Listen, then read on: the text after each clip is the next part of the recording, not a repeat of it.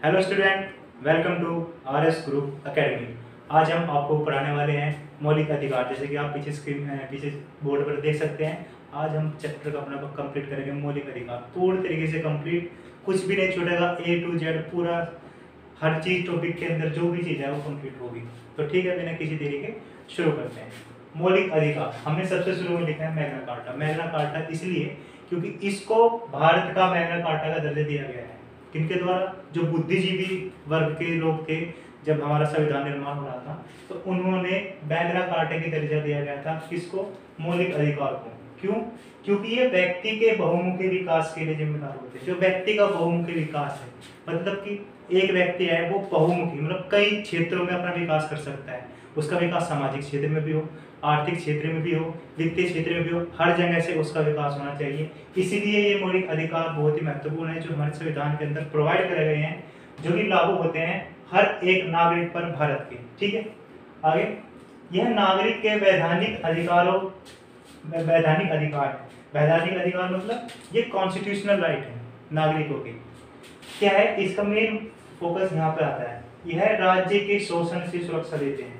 क्योंकि राज्य सरकार, जो भी सरकार होती है वो सबसे पावरफुल होती है। वो कोई भी रूल बना सकती है, कोई भी एक्ट ला सकती है। परंतु अगर वे नागरिकों को शोषण करना शुरू कर दे उन कानून के तहत, तो ये हमारे मौलिक अधिकार संविधान के अंदर जो है वे नागरिकों को सुरक्षा प्रदान करते हैं राज्य के शोषण से। अगर कोई राज्य के अंदर कोई भी सरकार शोषण करना शुरू कर देती है तो ये प्रत्येक नागरिक की सुरक्षा करते हैं। ठीक है, दूसरी बात, जाति, धर्म, जन्म, स्थान, लिंग भेद के बिना यह सभी पर लागू होते हैं। चाहे कोई व्यक्ति किसी भी जाति का हो, किसी भी धर्म का हो, किसी भी लिंग का हो, वह किसी भी स्थान पर पैदा हुआ हो, यह बिना किसी भेदभाव के हर एक इंसान, हर एक नागरिक पर लागू होता है। ठीक है, इसमें कोई भेदभाव नहीं होगा।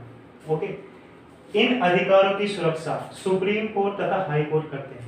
कैसे करते हैं? सुप्रीम कोर्ट और हाई कोर्ट डायरेक्ट रोल में आते हैं। अगर किसी भी प्रकार से किसी भी नागरिक के मौलिक अधिकारों का हनन होता है तो सुप्रीम कोर्ट और हाई कोर्ट डायरेक्ट इन पावर में आते हैं और सुरक्षा करते हैं। ठीक है, संसद कानून बनाकर इन अधिकारों के मूल रूप को परिवर्तित नहीं कर सकती। संसद किसी भी तरह का कानून बनाती है, परंतु उसको बिल्कुल भी ये राइट नहीं है, बिल्कुल भी अधिकार नहीं है कि मौलिक अधिकारों के मूल रूप को परिवर्तित कर।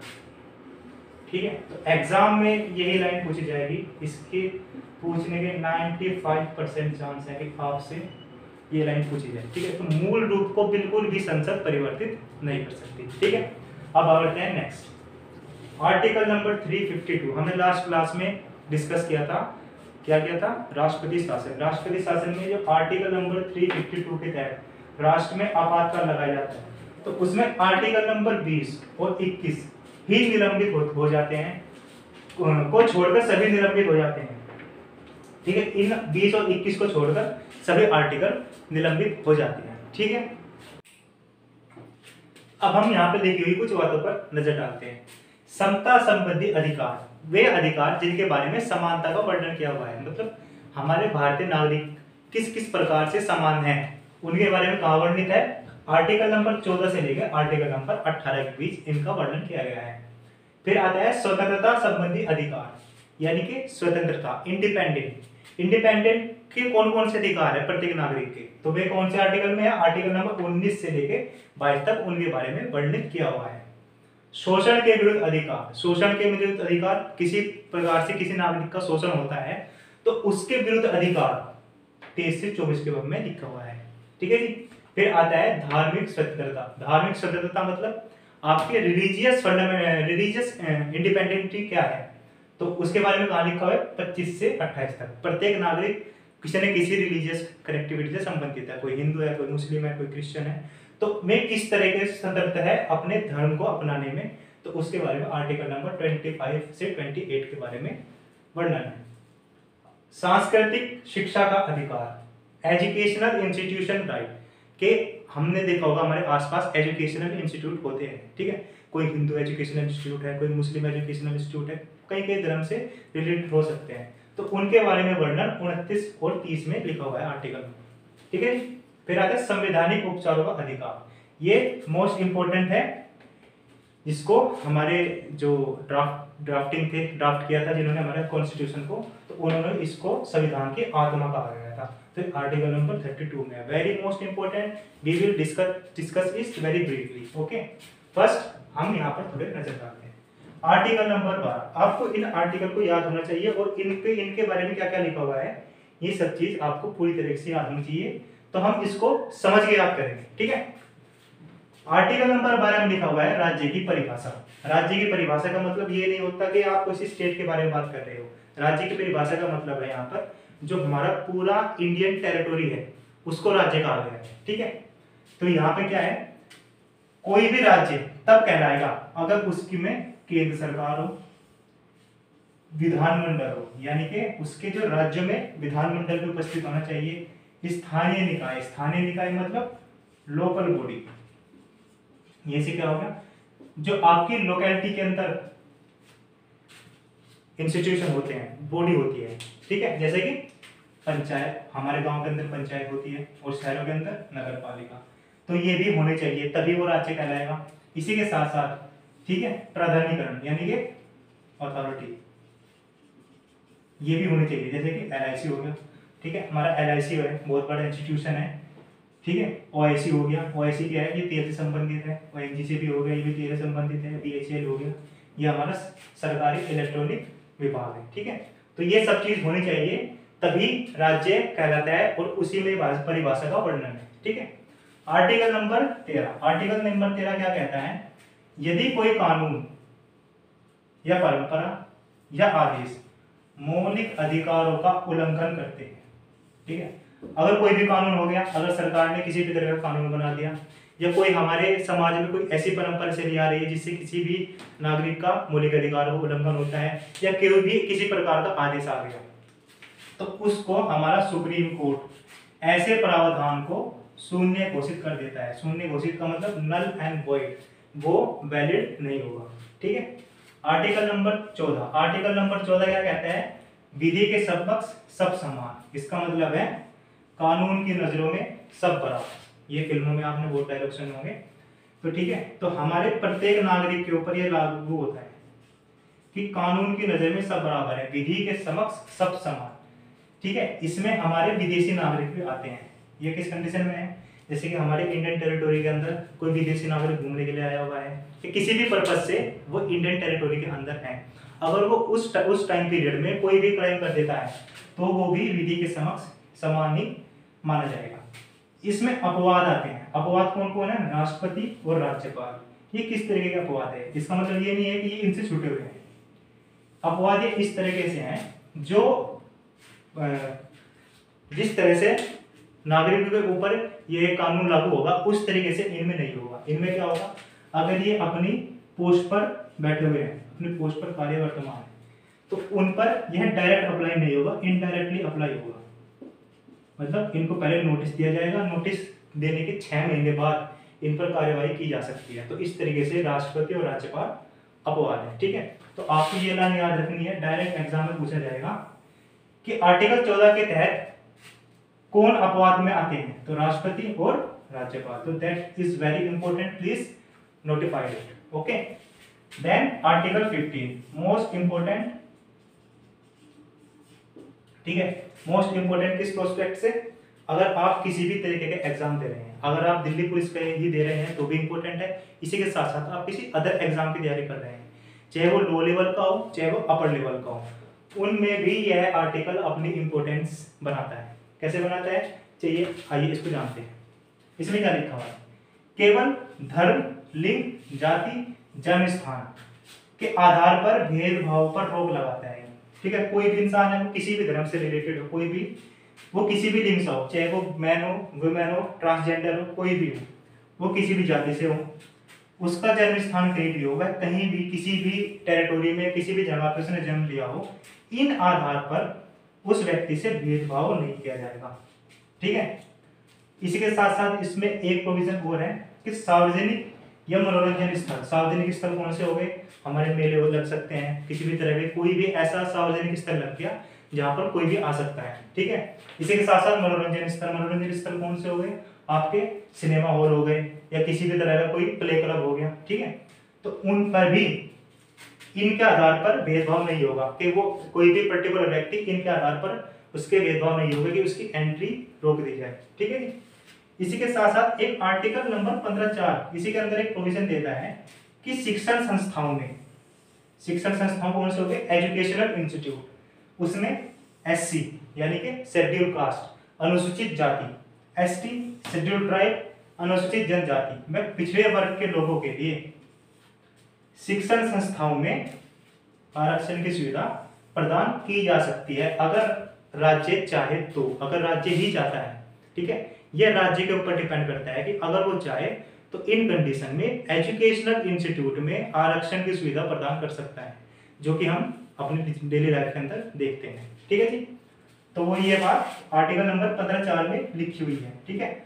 Article number 16 is also very important for any type of exam. ठीक है जी। इसमें क्या है, अवसर में समानता। अवसर में समानता का मतलब आप किसी भी टाइप का एग्जाम दे रहे हैं, चाहे वो एग्जाम का मतलब नौकरी से रिलेटेड है ना, सरकारी नौकरी से रिलेटेड एग्जाम होते हैं, तो उसमें अवसर की समानता होगी। अवसर की समानता क्या होगी, कोई अपर कास्ट का हो चाहे लोअर कास्ट का हो, चाहे वो शेड्यूल ट्राइब से हो चाहे वो एसटी से हो या फिर वो जनरल से आता हो, तो किसी भी टाइप के बॉडी से आता हो, उसको अवसर की समानता दी जाएगी। मतलब सेम एग्जाम में बैठाया जाएगा, सेम क्वेश्चन पूछे जाएंगे। ठीक है। तो ये किसमें लिखा हुआ है, आर्टिकल नंबर 16 में। इसी के साथ साथ इसमें ये प्रावधान दिया गया है कि राज्य चाहे तो पिछड़े वर्ग के लोगों के लिए नियोजन में आरक्षण की सुविधा दे सकता है। ठीक है। तो ये किस कंडीशन में दी जाता है आरक्षण, ये उस कंडीशन में दिया जाता है मान लो कोई एक स्पेसिफिक लोकेशन पे कोई स्पेसिफिक एरिया है, वहां पर रहने वाले लोगों की स्थिति दयनीय है, निचले वर्ग से हैं, एससी या एसटी से आते हैं, किसी भी कंडीशन में पिछड़े वर्ग से आते हैं, तो राज्य चाहे तो उन एरिया में आरक्षण प्रोवाइड कर सकता है। ठीक है। चलिए अब नजर डालते हैं आर्टिकल नंबर 16(4) पर। आर्टिकल नंबर 16(4) में क्या है, पिछड़े वर्ग सामाजिक सेवाओं में आरक्षण का उपलब्ध कराने का एक अपवाद है।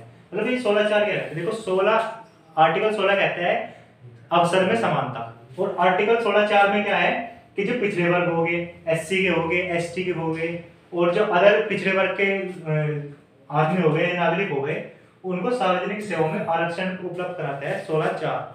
ये जो है अधिकार, ये प्रत्येक नागरिक का लीगल राइट नहीं है। अगर राज्य चाहता है तो प्रोवाइड करा सकता है, लेकिन ये नहीं है कि कोई भी नागरिक जाए और इस अधिकार की मांग उठाने लगे। ठीक है। हाल ही में यह बहुत ही चर्चा में था, तो सुप्रीम कोर्ट ने इसको नल एंड वॉइड करार किया है कि कोई भी नागरिक किसी भी संस्था में जाकर अपने आरक्षण के अधिकार को चुनौती नहीं दे सकता। ठीक है।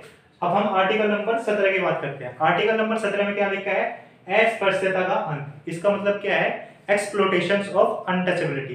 अनटचेबिलिटी मतलब क्या है, छुआछूत। जो छुआछूत थी हमारे समाज के अंदर बहुत ही सालों से चली आ रही, हमारे संविधान का आर्टिकल नंबर 17 इसका अंत करता है। ये कहता है कि किसी भी प्रकार की छुआछूत हमारे समाज में वैलिड नहीं होगी। ठीक है। Article number 18। आर्टिकल नंबर 18 क्या कहता है, उपाधियों का अंत। उपाधियों का अंत क्या है कि जब हमारे काल में शासन चलते थे, ठीक है, राजाओं महाराजाओं के, तो वे अपने आप को उपाधियां दे देते थे। जैसे कोई अपने आप को महाराजा की उपाधि दे देता था, कोई अपने आप को रानी की उपाधि दे देता था। तो डिफरेंट टाइप के उनके अधिकार थे। ठीक है। तो उनको उपाधियों का अंत करता है आर्टिकल नंबर 18। आर्टिकल नंबर 18 क्या कहता है कि कोई भी नागरिक किसी भी प्रकार की उपाधि अगर लेता है तो वैलिड नहीं होगी, हालांकि वो अपने इंडिविजुअल तौर पर अप्लाई कर सकता है। ठीक है। इसमें कुछ अपवाद आते हैं। अपवाद क्या आते हैं कि अगर कोई भारत रत्न है क्या किसी के पास, या पद्म विभूषण है,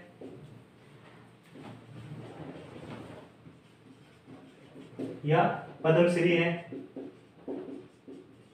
ठीक है। इसके बाद ये जो है ना, ये तीन, ये हो गए तीन, इसके साथ एक हो जाता है पद्म भूषण। ये इसमें अपवाद के तौर पर आता है। तो आर्टिकल नंबर 18 का अपवाद कहां आता है, अगर कोई भारत रत्न की उपाधि है, किसके पास पद्म विभूषण है, पद्मश्री है और पद्म भूषण है, तो ये आर्टिकल नंबर 18 का अपवाद आता है। ठीक है। इसके बाद आते हैं हम article number 19। Article number 19 very important, very important and most important. I think ये सिर्फ आपको एग्जाम पॉइंट ऑफ व्यू से भी नहीं, आपको भारतीय नागरिक होने की वजह से भी आपको ये अधिकार पता होने चाहिए। ठीक है जी। तो आर्टिकल नंबर 19 क्या है कि स्वतंत्रता का अधिकार प्रोवाइड करता है। ठीक है जी।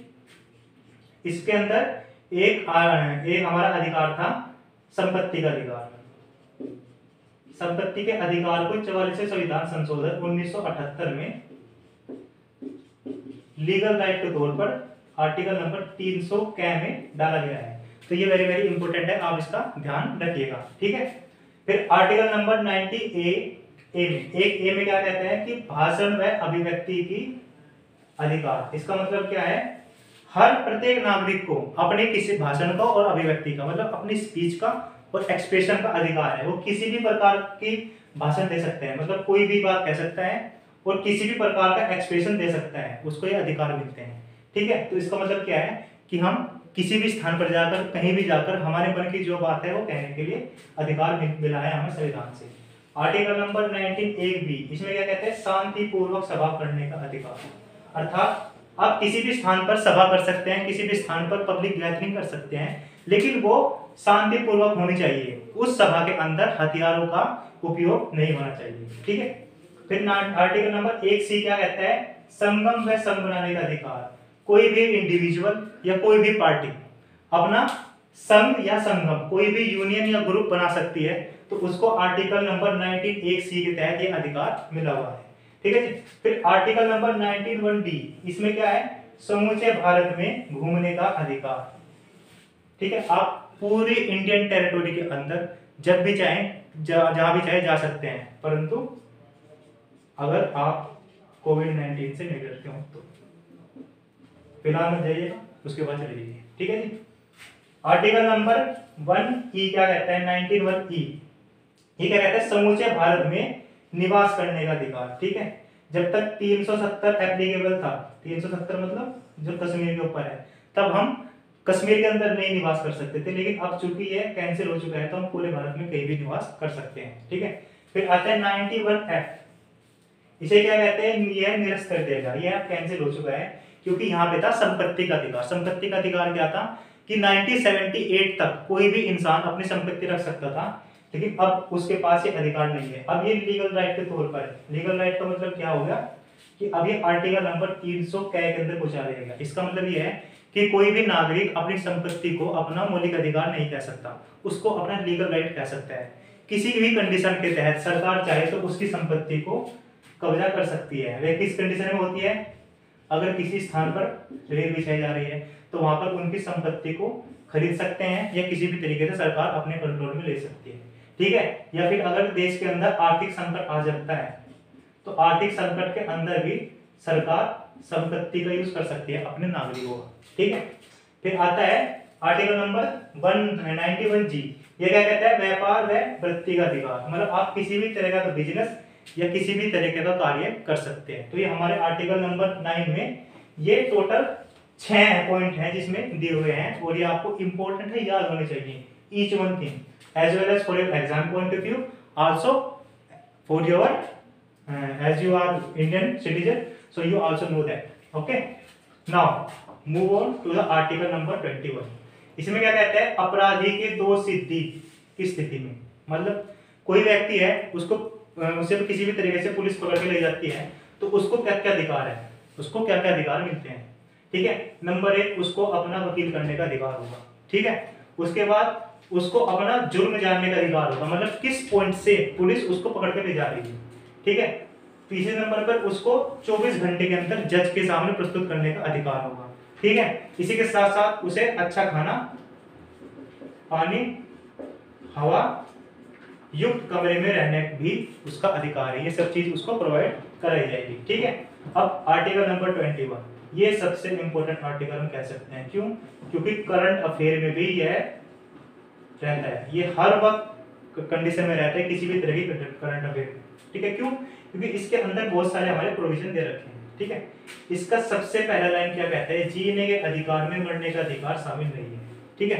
कोई भी इंसान है उसको सिर्फ जीने का अधिकार है, मरने का अधिकार नहीं है। किस कंडीशन में, कि वो आत्महत्या नहीं कर सकता। कोई भी इंसान को आत्महत्या करने का अधिकार हमारा संविधान नहीं देता।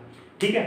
अगर वो आत्महत्या कोई व्यक्ति प्रैक्टिस करता है, अगर वो उसमें सक्सेसफुल हो जाता है फिर तो ठीक है, अगर वो सक्सेसफुल नहीं रहता है फिर उस पर लीगल एक्शन लिए जाते हैं। ठीक है जी। फिर इसमें आता है आर्टिकल नंबर 21 में महिलाओं की सुरक्षा। आर्टिकल नंबर 21 में ये भी लिखा हुआ है कि हमारी समाज, सोसाइटी व गवर्नमेंट को महिलाओं की सुरक्षा प्रदान करनी चाहिए। इसी के साथ साथ उसमें शिक्षा का अधिकार भी है, निजता का अधिकार मतलब right to privacy. Every Indian citizen को राइट टू प्राइवेसी भी है। ठीक है, इसके साथ साथ ठीक है, इसके साथ साथ स्वास्थ्य का अधिकार। स्वास्थ्य अधिकार का मतलब प्रत्येक गवर्नमेंट को, चाहे वो स्टेट गवर्नमेंट हो या फिर सेंट्रल गवर्नमेंट हो, उसको हर एरिया के अंदर हेल्थ इंस्टीट्यूशन यानी कि स्वास्थ्य संबंधित हॉस्पिटल, इसको अब सरकारी हॉस्पिटल कहते हैं, ये भी खोलने चाहिए। तो उनको स्वास्थ्य देने का भी अधिकार है किनको, भारत के नागरिकों को। साफ पर्यावरण, जल व हवा में रहने का अधिकार है। इसके अलावा और भी अधिकार है परंतु एग्जाम पॉइंट ऑफ व्यू से सिर्फ ये पूछे जाएंगे। इसी के साथ साथ एक आर्टिकल नंबर 21 क्या भी आता है। आर्टिकल नंबर 21 क्या क्या कहता है, शिक्षा का अधिकार। 6 से 14 वर्ष के बच्चों को 6 से 14 वर्ष के बच्चों को शिक्षा का अधिकार है। उन्हें शिक्षा मिलेगी कैसी, मुफ्त शिक्षा मिलेगी। ठीक है जी, चलो आगे चलते हैं। Article number 22। आर्टिकल नंबर 22 क्या कहता है, ये गिरफ्तारी के संबंध में। गिरफ्तार, अगर कोई व्यक्ति गिरफ्तार होता है तो उसकी 2 प्रकार से गिरफ्तारी की वर्णन किया गया है।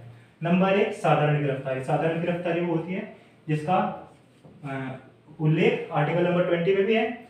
दूसरी आती है निवारक में निरोध गिरफ्तारी। निवारक में निरोध गिरफ्तारी कहती है कि इसमें किसी व्यक्ति को डिटेंशन में डाल दिया जाता है। मान लो किसी कंडीशन के तहत कोई आतंकवादी पकड़ा गया या किसी भी और कंडीशन के तहत कोई ऐसा व्यक्ति पकड़ा गया जो नरसंहार कर रहा हो, तो उस कंडीशन में हम निवारक निरोध गिरफ्तारी अप्लाई करते हैं। इसमें क्या है, उसको 6 माह तक डिटेंशन में रखा जा सकता है। ठीक है, फिर नंबर आता है आर्टिकल नंबर 23। आर्टिकल नंबर 23 क्या कहता है, बेगार व बाल श्रम।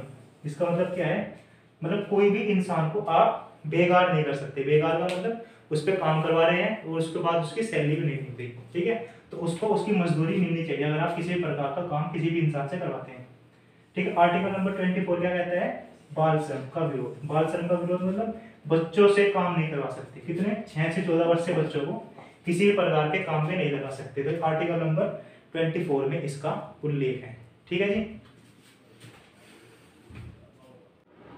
ठीक है। अब हम नजर डालते हैं आर्टिकल नंबर 25 पर। आर्टिकल नंबर 25 क्या कहते हैं, धार्मिक स्वतंत्रता व अंतःकरण की स्वतंत्रता। इसमें क्या है कि कोई भी इंसान है, कोई भी नागरिक है, वो अपने धर्म को मानने की स्वतंत्रता है तथा उसका अंतःकरण होता है प्रैक्टिस। सभी धर्मों की अलग अलग प्रैक्टिस होती है। जैसे हिंदू पूजा करते हैं, मुस्लिम अजान देते हैं, तो उनको उसकी भी स्वतंत्रता प्रोवाइड कराता है आर्टिकल नंबर 25। इसी के साथ साथ इसके अंदर एक प्रोविजन और डाला गया है कि किसी भी व्यक्ति को जबरन धर्म परिवर्तन नहीं कराया जा सकता। ठीक है, आर्टिकल नंबर 26। आर्टिकल नंबर 26 क्या कहता है कि धार्मिक कार्यों के प्रबंधन का अधिकार। कि कोई भी व्यक्ति है, कोई भी नागरिक है, वो धार्मिक कार्यों में अगर वो किसी धार्मिक कार्य से रिलेटेड है तो उसका प्रबंधन कर सकता है, उसका मैनेजमेंट कर सकता है, वो उसका अधिकार है। ठीक है, आर्टिकल नंबर 27 क्या कहता है कि धर्म की अभिवृद्धि का मतलब होता है विकास। तो इसका मतलब है कोई भी व्यक्ति अपने धर्म का विकास कर सकता है, उसका प्रचार कर सकता है। ठीक है जी। आर्टिकल नंबर 28 क्या कहता है, धार्मिक शिक्षण संस्थाओं में धार्मिक शिक्षा का अधिकार। इसका मतलब क्या है कि कोई भी धार्मिक इंस्टीट्यूशन होता है, कोई भी धार्मिक संस्था होती है, उसमें हम अपने धर्म की शिक्षा भी दे सकते हैं। जैसे कि हिंदू विश्वविद्यालय होते हैं तो वहाँ पे वेद पुराण की शिक्षा दी जा सकती है, या कोई मुस्लिम इंस्टीट्यूशन होते हैं तो वहाँ पे कुरान की शिक्षा भी दी जा सकती है। ठीक है, आर्टिकल नंबर 29 क्या कहता है, अल्पसंख्यक वर्गों के हित व संरक्षण। आर्टिकल नंबर 21 क्या कहता है कि जो अल्पसंख्यक वर्ग है, ठीक है, तो अल्पसंख्यक वर्ग सबसे पहले हमें पता होना चाहिए कि अल्पसंख्यक वर्ग कितने हैं हमारे इसमें। हमारे यहाँ कितने धर्म अल्पसंख्यक कहे जाते हैं। सबसे पहले आता है मुस्लिम अल्पसंख्यक हो गए, उसके बाद आता है ईसाई अल्पसंख्यक में आते हैं। ठीक है, उसके बाद आता है जैन धर्म भी अल्पसंख्यक में आता है। बौद्ध धर्म भी अल्पसंख्यक में आता है। और इसके बाद आता है पारसी धर्म भी अल्पसंख्यक में आता है। ठीक है, तो ये हमारे यहाँ ये जो धर्म है ये अल्पसंख्यक में गिने जाते हैं। ठीक है, ठीक है जी। एक आता है आपका सिख। तो टोटल 6 धर्म है जो अल्पसंख्यक में आते हैं हमारे लीगली ऑफिशियली, जो अल्पसंख्यक में गिने जाते हैं। तो आपको इनको याद रखना है। और टोटल एग्जाम में डायरेक्ट क्वेश्चन ये पूछ सकते हैं कि कितने वर्ग कितने धर्म अल्पसंख्यक में आते हैं, तो 6 धर्म आते हैं और आपको इनके नाम भी याद रखने हैं। ठीक है जी। तो ये क्या कहता है आर्टिकल 28 कि जो धार्मिक शिक्षण संस्थाएं हैं, ठीक है, सॉरी आर्टिकल नंबर 29 अल्पसंख्यक वर्ग के हित का संरक्षण, कि जो अल्पसंख्यक वर्ग है उनके हित के बारे में बात की जाएगी तथा उनके संरक्षण के बारे में भी बात की जाएगी आर्टिकल नंबर 29। ठीक है। आर्टिकल नंबर 30, आर्टिकल नंबर 30 क्या कहता है अल्पसंख्यक शिक्षण संस्थाओं में प्रबंधन प्रचार प्रसार व प्रशासन आदि का अधिकार। ठीक है। आर्टिकल नंबर 30 क्या कहता है कि कोई भी शिक्षण संस्था के अंदर उसी धर्म से रिलेटेड आदमी उसका प्रबंधन भी कर सकते हैं, प्रचार भी कर सकते हैं, प्रसार भी कर सकते हैं तथा उसका प्रशासन भी कर सकते हैं। ठीक है जी। Article number 32 is a very most important article. ठीक है। इसको जो संविधान के ड्राफ्टिंग कमेटी के अध्यक्ष थे B.R. अम्बेडकर, उन्होंने इसको संविधान की आत्मा कहा है, आर्टिकल नंबर 32 को। ठीक है। इस आर्टिकल नंबर 32 के अंदर 5 रीट होती है। ठीक है। इसका देखो मेन प्रोविजन क्या होता है। अगर ये जो हमारे में अब तक जितने भी आर्टिकल पढ़े हैं, जितने भी हमने अपने मौलिक अधिकार पढ़े हैं, अगर किसी भी प्रकार से इनका उल्लंघन होता है किसी भी प्रथा के द्वारा या किसी भी कानून या सरकार के द्वारा, तो उनका संरक्षण की बात आर्टिकल नंबर 32 में की जाती है। उनका संरक्षण कौन करता है? सुप्रीम कोर्ट व हाई कोर्ट। ठीक है। तो इसमें क्या है, सुप्रीम कोर्ट व हाई कोर्ट रिट जारी करते हैं। रिट 5 प्रकार के रिट का उल्लेख किया गया है। ठीक है। आपको ये रिट याद होनी चाहिए। कौन सी रिट क्या है? नंबर 1 आती है बंदी प्रत्यक्षीकरण यानी कि हैबस कॉर्पस। इसके इंग्लिश व हिंदी दोनों ही नाम याद होने चाहिए। ठीक है जी। इसमें क्या है, इसमें आप डायरेक्ट एक वर्ड से याद कर सकते हैं जमानत। जमानत क्या होती है? अगर किसी व्यक्ति को गिरफ्तार किया जाता है 24 घंटे के बाद उसको जज के सामने प्रस्तुत किया जाता है। अगर उस व्यक्ति से संबंधित कोई भी सबूत या तथ्य यह साबित नहीं कर पाते कि गिरफ्तार व्यक्ति इस जुर्म से संबंधित है या इसके दोषी पाया गया है, तो उसके तहत ये बंदी प्रत्यक्षीकरण की रिट जारी की जा सकती है। ठीक है। नंबर 2 में क्या आता है? परमादेश। परमादेश यानी कि मैनरमेमस। ठीक है। इसमें क्या होता है कि कोई भी अधिकारी हो गया, कोई भी किसी भी बॉडी से रिलेटेड अधिकारी हो गया और वो अपने कर्तव्यों का पालन नहीं कर रहा है और उसके कर्तव्य के पालन ना करने की वजह से उस क्षेत्र से रिलेटेड आदमियों के मौलिक अधिकारों का हनन हो रहा है, तो उस कंडीशन में सुप्रीम कोर्ट या हाई कोर्ट परमादेश रिट जारी कर सकते हैं। ठीक है जी। नंबर 3 में आता है निषेध। निषेध होता है प्रोहिबिशन। प्रोहिबिशन क्या होता है? ठीक है। इसमें निषेध में क्या है? निषेध के अंदर ये है कि कोई भी निचले दर्जे का न्यायालय या कोई अधिकारी अपने अधिकार क्षेत्र से बाहर काम करता है। ठीक है। निचले क्षेत्र का न्यायालय अधिकारी अपने अधिकार क्षेत्र से बाहर काम करता है, तो तुरंत सुप्रीम कोर्ट व हाई कोर्ट निषेध यानी कि प्रोहिबिशन रिट जारी करते हैं। तो उसके किए हुए कार्य जो उसके अधिकार क्षेत्र से बाहर थे वे सभी नल एंड वॉइड करार कर दिए जाएंगे। ठीक है जी। फिर नंबर 4 का आता है उत्प्रेषण। उत्प्रेषण होता है क्रेटिकोरी। इसमें क्या होता है कि कोई भी न्यायालय, निचले दर्जे का न्यायालय या अधिकारी, अधिकतर इसमें न्यायालय की मुख्यता बताई गई है।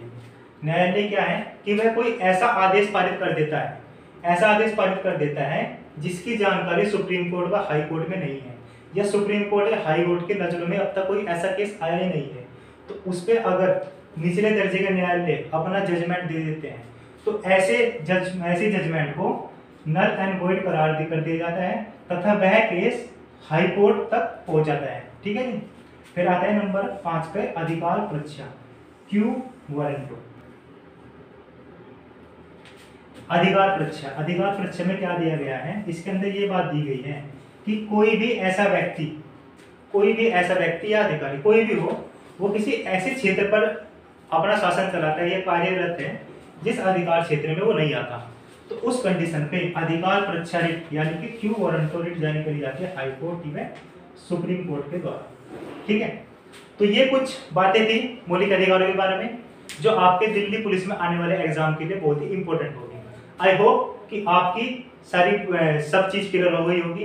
लेकिन अगर अभी भी किसी प्रकार का डाउट है तो आप नीचे दिए गए कमेंट सेक्शन में उसे लिख सकते हैं, हम पर्सनली तौर पर उसका जवाब देंगे। ठीक है, इसी के साथ अगर आपने चैनल सब्सक्राइब नहीं किया है तो प्लीज़ सब्सक्राइब कीजिए, लाइक कीजिए और नीचे दिए हुए कमेंट सेक्शन में अपने राय और मशवरा हमें जरूर दीजिए। धन्यवाद।